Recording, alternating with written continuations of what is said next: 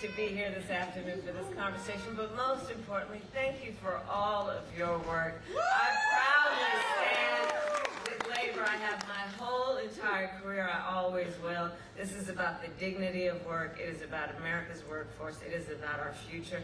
And it's just about what is right. I think that's something.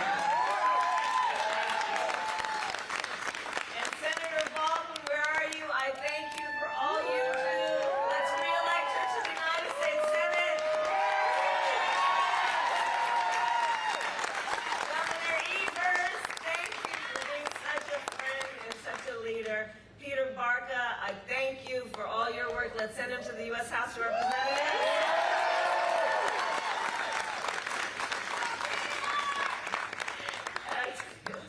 And to all the labor leaders here today, including Secretary Treasurer Noble and President Reyes, I thank you all, and all the brothers and sisters of IBEW. Thank you for all the work you do. I will tell you, I think it's now an open secret, I have as a dream that I will visit every IBEW local in the country.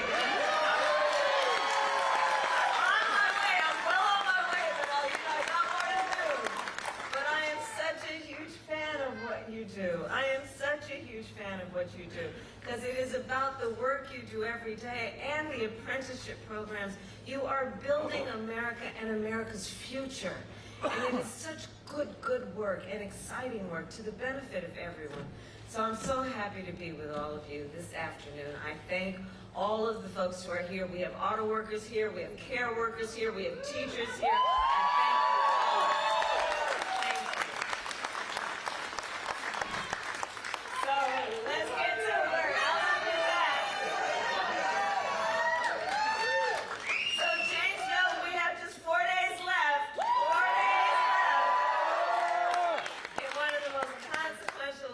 Of our lifetime, and we have a lot of work still to do, but I know who's here. We like hard work. Yeah.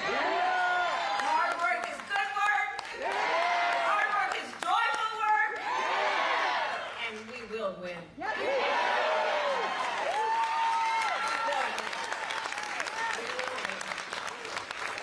And part of the reason we will win is because we know that when you know what you stand for, you know what to fight for. Yeah. An opportunity in this election to turn the page on a decade of Donald Trump, who has spent full time trying to have the American people point fingers at each other, full time trying to divide us, have people be afraid of each other. And folks are exhausted with this stuff. And we know that's who he is. That's not who we are. That's not who we are. And nobody understands better than a union member that as Americans, we all rise or fall together. Yes. Here in Janesville and across our nation, union members have helped lead the fight for fair pay, better benefits, safer working conditions. And every person in America benefits from your work. I tell people everywhere I go, thank a union member. Yes.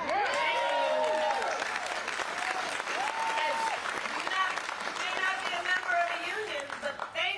A union member if you got a 5-day work week.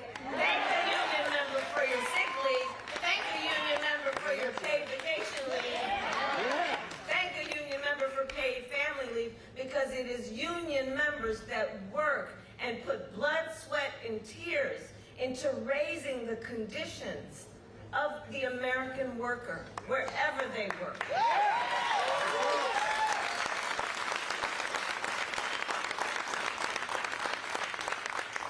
And collective bargaining benefits our entire nation. You know, I try to explain to some folks, I like, look, you know what? Here's the thing about collective bargaining. I'm going to break it down for you. I don't need to break it down for everybody here, but to people who are not here. And I say, look, wouldn't we all want a system that says that in any negotiation, the outcome would be fair? Right? All reasonable people should want that in any negotiation, the outcome would be fair. All right. So if you're talking about the worker, one worker against the company, against the corporation, is that outcome going to be fair? No. The disparity in power is so extreme that that negotiation, if you're just requiring that worker to negotiate for better working conditions, better benefits, fair pay, it's not going to be fair. Collective bargaining says, let the collective, the workers who all stand in the same place, join together as a collective, and then negotiate to better ensure just one simple thing, that the outcome is fair. That's what is behind. That's what is behind it. It's about basic fairness. But sometimes you gotta fight for fairness. And what we know is that when union wages go up, everybody's wages go up. When union workplaces are safer, everyone's workplace is safer. And when unions are strong, America is strong. Bottom line.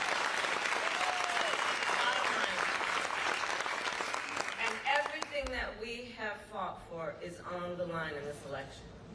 In less than 90 days, it's either going to be Donald Trump or me sitting in the Oval Office.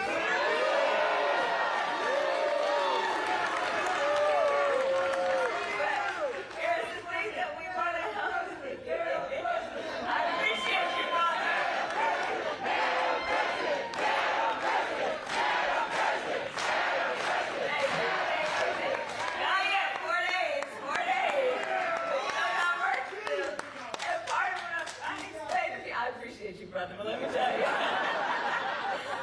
part of the thing that I'm trying to help people, not who are here, obviously, not the leaders who are here, but others understand, is if you're trying to kind of figure out what the stakes are, just imagine the Oval Office, we've all seen it on TV, and just imagine on January 20th. Because if he is elected, if Donald Trump is elected, he's going to be sitting in that Oval Office stewing over his enemies list. Because he spends full time plotting revenge and retribution. Full time. The man is angry. Yes, he is. Right? But you know what I'm talking about. So imagine on January 20th, it's either that, him plotting over his enemies list, or me working for you on my to-do list.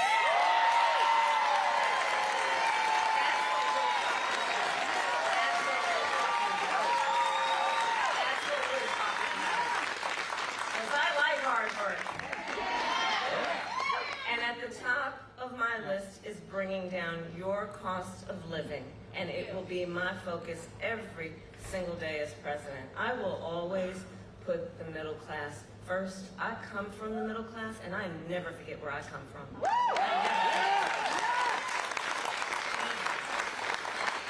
And we know to strengthen the middle class, we must make sure that America, not China, wins the competition for the 21st century.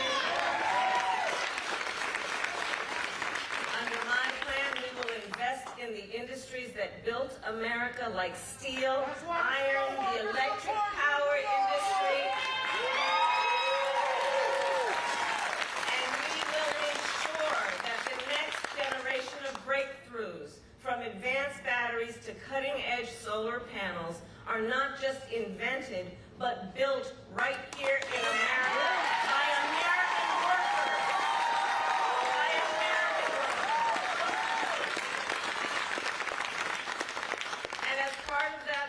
We will invest in manufacturing communities across Wisconsin and across America. And we will retool existing factories. They've been built out, but we need to upgrade them. They are where the people are. And where those people are, they don't want to have to leave. They want to stay home. They want their kids and their grandkids to be where they are. So we will retool those factories. We will hire locally and work with unions to create good-paying jobs, including, by the way, jobs that do not require a college degree. Because here's the thing. We gotta really understand and do better in understanding that a college degree is not the only measure of the skills and the experience of the qualified worker. That's right. That's right. And I'm telling you, so press always asks me, what are you going to do on day one? One of the things I'm doing on day one, because I can do it by executive order, is I will eliminate unnecessary degree requirements for federal jobs. And then I will challenge the private sector to do the same.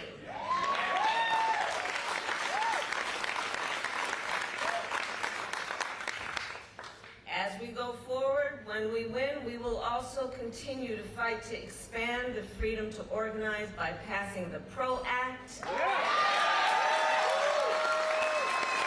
work to end union busting once and for all.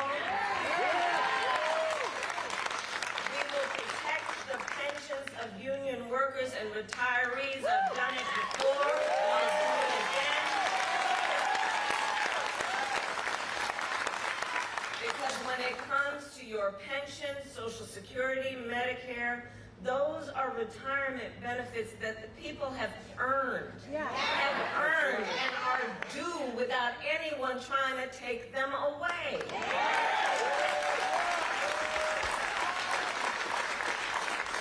And for me, look, this issue is about dignity. It's about the dignity that any individual who has worked hard all their lives, that they absolutely deserve, which is to retire with dignity. And it is about the dignity of work. It is about the dignity of hard work. And what should then be the benefit of those years of hard work?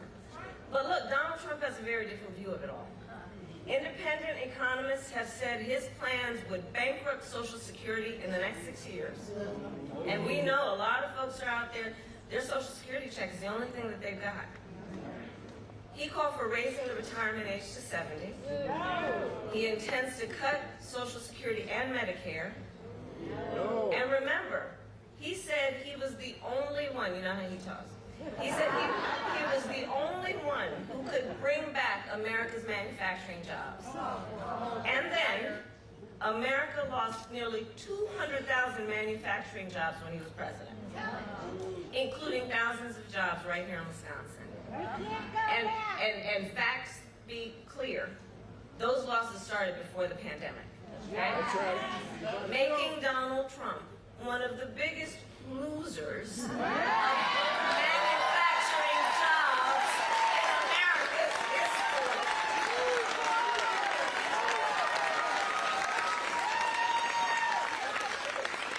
And his track record for the auto industry was a disaster. As well.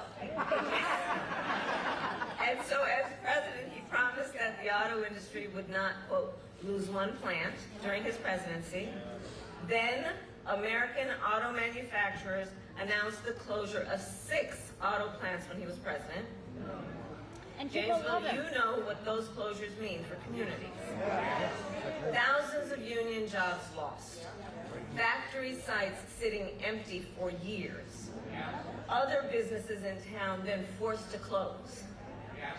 So Wisconsin, you know all about Donald Trump's big, empty promises. He promised to stop offshoring. Then he cut taxes. He cut taxes for corporations that shipped 200,000 American jobs overseas during his presidency. And he promised to bring jobs back to the United States, like his promise that Foxconn was going to invest $10 billion and create 13,000 manufacturing jobs in Mount Pleasant. You remember that? He said Wisconsin would soon be home to a manufacturing plant that he called, again, Donald Trump language, the 8th wonder of the world. Yet another empty promise. Typical for a person that is all talk, no walk. And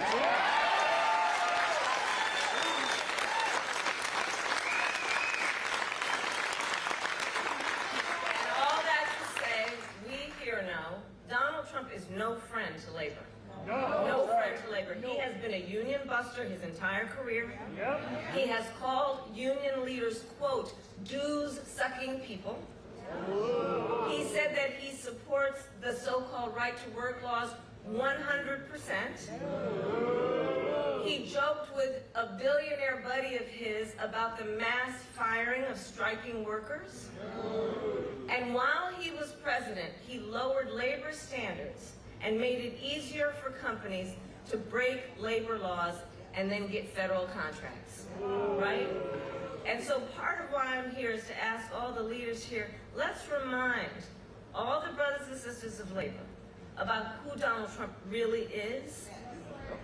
Because he's got a lot of talk, but if you pay attention to what he's actually done, if you pay attention to who he has actually stood with when people needed a defender and a friend, you'll see who he really is. And we got to get the word out about this, because there's a whole lot of misinformation about what he is and who he stands with.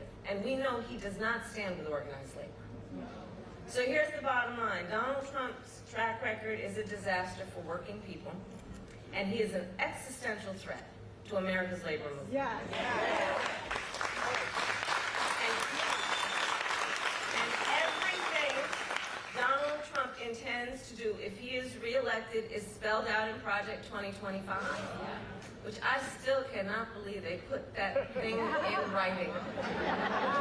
Like they bound it, handed it out, and people read it, and now they can't handle that, right?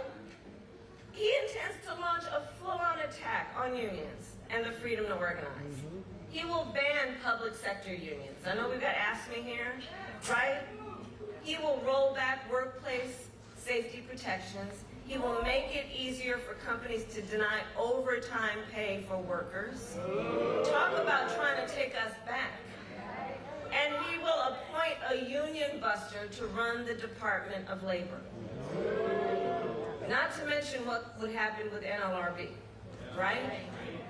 So I say all this to say to the friends that America, as we all know, is ready to chart a new way forward. We are ready for a new generation of leadership for America.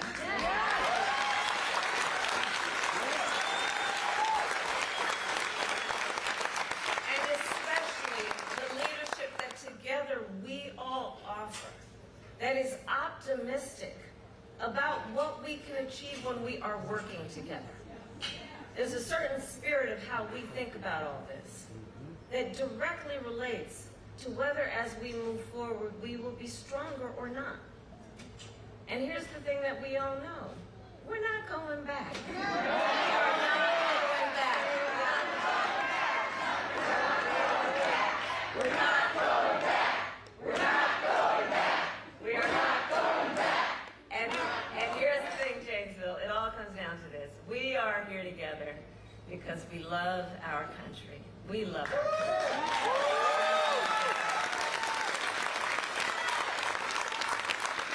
And what you all know better than most is when you love something, you fight for it. That's right.